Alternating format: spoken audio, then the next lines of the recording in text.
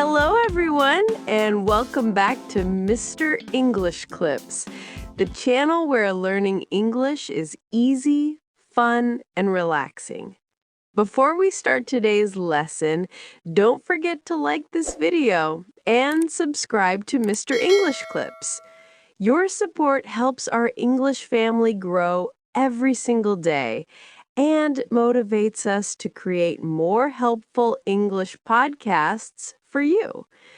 Today, we have a super interesting topic, something many learners get confused about. We are talking about American English and British English, vocabulary differences, pronunciation differences, and how you can speak easily without stress. So make sure you listen to the whole podcast because Michael and I will share natural phrases, useful vocabulary, and even a fun little role play at the end. Thanks, Emily. Hi, everyone. I'm really excited for this topic because students always ask me, Michael, should I learn American English or British English? And honestly, the answer is simple. You can learn either one. Both are correct, both are beautiful, both are English. The most important thing is speak clearly and confidently. Today we'll show you that the differences are small and easy to understand. And maybe, I'm not promising, but maybe I'll try to imitate a British accent later. It might be terrible, but we'll see. So grab your tea or your coffee and enjoy learning with us. Michael pretending to speak British? That's something we all need to hear. But before that, let's start with simple vocabulary differences. These are everyday words you hear in movies, TV shows, or even when talking with foreigners. For example, in American English, we say apartment, but in British English, they say flat. Same meaning, different word. Or elevator in American English, lift in British English. Let me give you more examples. Americans say trash or garbage, while British people say rubbish. Americans say cookie, the British say biscuit. And one of my favorites, Americans say sweater, British say jumper. Imagine someone telling you, "It's cold outside, don't forget your jumper." It sounds cute, right? Exactly. And one word that always makes my students confused is chips. In American English, chips are thin, crispy slices we eat in a bag, but in British English, chips mean French fries. So if you go to the UK and you ask for chips, you will get French fries. If you want American-style chips, you need to say crisps. So imagine this funny role play. Emily goes to a restaurant in London and says, "Can I have chips?" And the waiter brings her fries. Emily looks confused for 5 seconds and thinks, "Wait, this is not what I want." But of course, she still eats them because fries are always delicious. That sounds like something I would do. Another big difference is the word for vacation. Americans say vacation, but British English uses holiday. So if someone in the UK says, "I'm on holiday," it doesn't always mean a special event like Christmas or Eid. It means they traveled. They took a break from work. And British people also say holiday even for short breaks. For example, we're taking a holiday this weekend. Americans would simply say, we're taking a trip, or we're going on vacation. Same idea, different words. Right. Now, let's talk about pronunciation. This is fun because you don't need to copy everything exactly, but it's helpful to understand. The classic example is the R sound. In American English, we pronounce the R strongly, especially at the end of words, like car, teacher, water. In British English, many accents drop the R sound at the end.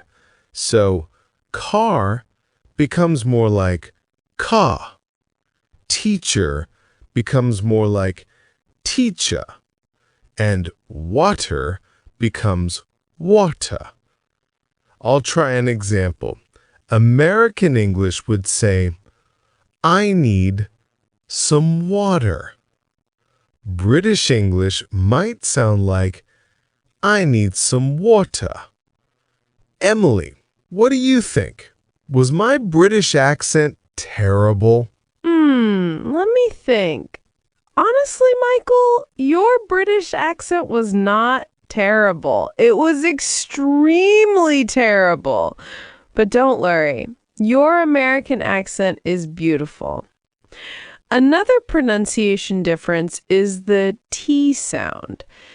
In American English, sometimes the T becomes a soft D sound in the middle of a word. For example, water becomes water. City becomes city. Better becomes better. This is called the flap T. But in British English, they usually keep the T sound clean and strong. Water, city, better. So if you hear Americans saying, I feel better now, it still means better. Yes, the flap T confuses learners, but once you get used to it, it becomes very natural. Here's another fun word difference. Truck in American English is called a lorry in British English. Americans say gas station. British people say petrol station. Americans say candy. British say sweets. Americans say soccer. British say football. And here's something interesting. Both groups love arguing about this one. Americans will say, it's soccer. British will say, no, it's football. Meanwhile, everyone else is confused. But in the end, it's just a word. Absolutely. And one of the best tips we want to give today is don't stress. Many beginners think they must choose one version and stay with it forever. But honestly, you can mix a little. The important thing is clarity. For example, you can use American pronunciation, but British vocabulary, and people will still understand you perfectly. English is global. People speak it in America, the UK, Canada, Australia, India, South Africa, and many more places. There is no one correct version. The correct version is the one that helps you communicate easily. Exactly. And now let's do a small natural conversation using both American and British vocabulary. A little role play for fun. I'll be an American tourist, and Emily, you can be a British local. I go to a hotel, and you work at the reception. Ready? I'm ready. Let's start our mini movie. Hello! I just arrived from the United States. Could you tell me where the elevator is? Oh, hello. Welcome. You mean the lift. It's just around the corner on your right. Ah, lift. Yes, I always forget that. And is there a trash can nearby? I have an empty coffee cup. A rubbish bin. Yes, it's next to the door right there. Great, thank you. Also, I heard there's a really good restaurant near here. Where can I get some great French fries? If you want chips, go to the cafe across the street. But if you want American-style chips, you need to ask for crisps. Wait, so chips are fries and crisps are chips? Exactly. Welcome to the UK. Don't worry, you'll survive. I hope so. And one more thing. Tomorrow I want to take a small vacation. Lucky you. But here we say holiday. Okay, so tomorrow I want to take a small holiday? Did I say it right? Perfect! You're learning fast. Thanks.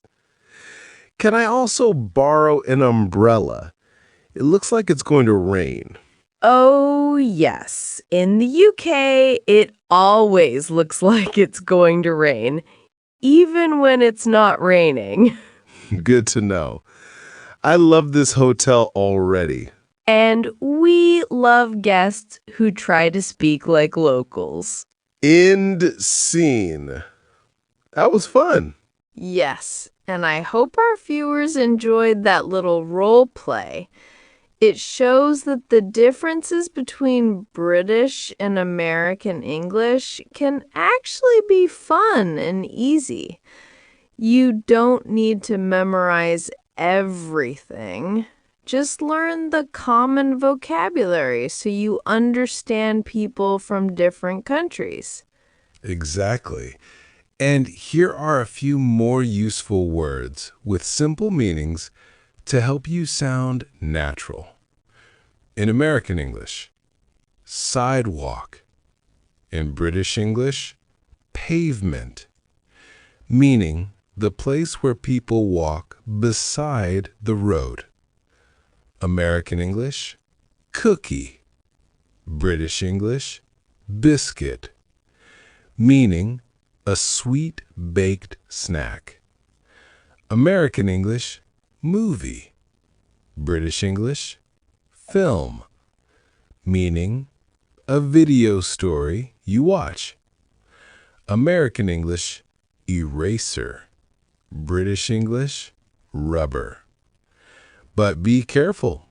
Rubber has another meaning in American English, so don't confuse your teacher by saying, "Can I borrow your rubber in America?" Trust me, that might sound strange. Please don't do that. Stick with eraser in America.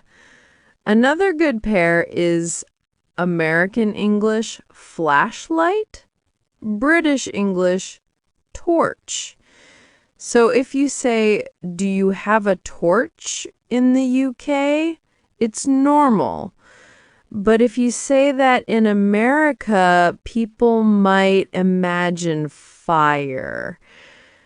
Also, parking lot in the US, car park in the UK, mailman in the US, postman in the UK, cell phone in the US, mobile phone in the UK. All these differences are simple once you hear them a few times. Yes, and remember, English is flexible.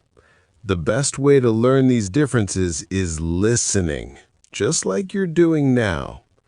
Podcasts, conversations, videos, movies, and especially speaking with other people. The more you hear English, the more natural it becomes. You don't need to think, is this American or British? Just speak. People will understand you. Exactly. And one final tip. Choose the version you hear the most.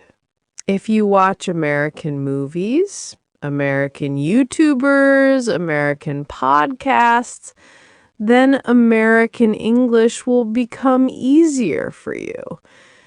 If you watch BBC shows, British dramas, or British creators, then British English will come more naturally. You don't need to force yourself. Let English come to you naturally. That's a great tip. And before we finish this podcast, I want to say no matter which English you learn, you are doing amazing. You are improving. You are learning new vocabulary today. You are listening to a full English podcast. That is already a big achievement. So be proud of yourself. Yes, be proud. And keep practicing with us. We love helping you grow. Thanks for listening to this episode of Mr. English Clips. Don't forget to like, subscribe, and share this video with someone who wants to learn English easily and naturally. Take care, everyone. See you in the next lesson. Bye for now.